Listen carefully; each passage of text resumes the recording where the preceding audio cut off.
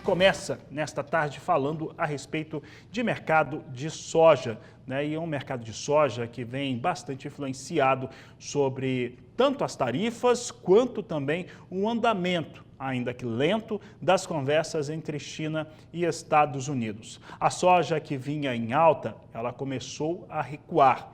Nós vamos falar agora a respeito desse tema, também os impactos que o câmbio tem, afinal, nós estamos numa semana também de impacto importante, né? Vamos ter a chamada super quarta-feira, confirmando taxa de juros nos Estados Unidos, provavelmente. Aqui no Brasil, essa taxa deve subir. Então, é uma semana muito movimentada e todos os fatores influenciam o mercado de grãos. Para falar a respeito do tema, eu vou conversar agora ao vivo pela internet com a Carolina Lessa.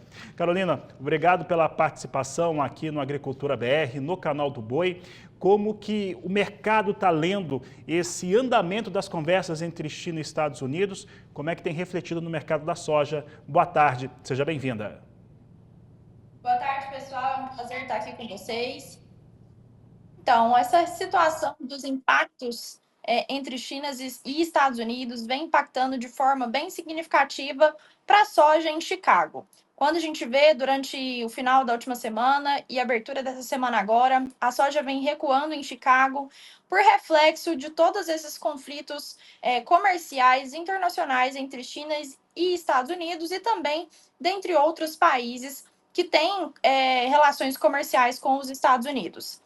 Além disso, a gente vê também a semeadura da safra 25-26 dos Estados Unidos, norte-americana, avançando aí de maneira bem ascendente. Isso vem acontecendo desde abril e agora em maio entra com mais força ainda.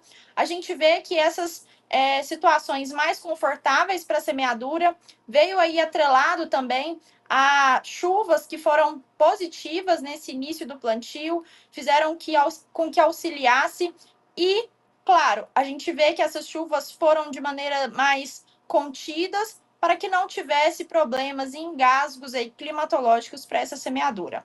Para o mês de maio, a gente vê alguns prognósticos mais voltados para excesso de chuva na região norte-americana nos principais estados produtores, como Illinois, Iowa, Mississippi. A gente vê ali que essas chuvas são um pouco mais expressivas para o mês de maio, que pode trazer aí alguns engasgos e, de certa forma, uma retração aí nesse avanço da semeadura, que até o momento está confortável.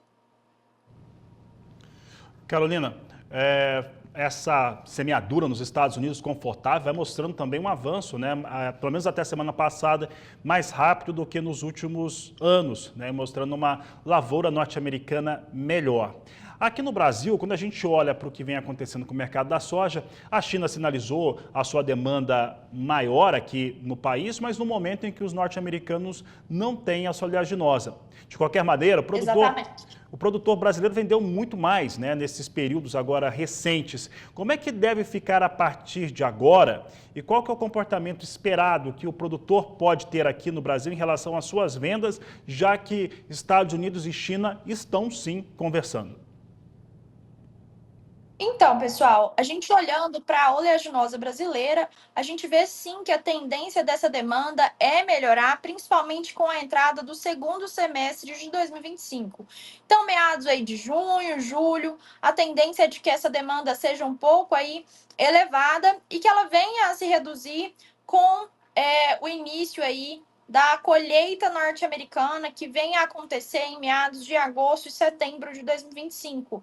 Por mais que a gente veja que a demanda da China pela soja dos Estados Unidos vai reduzir com os impactos que as tarifações do Trump trouxeram para o mercado, ainda assim a gente vê que pode ter alguns engasgos na demanda brasileira. Mas, de fato, a nossa demanda tem a tendência altista nos próximos meses, o que é muito promissor para o produtor rural brasileiro.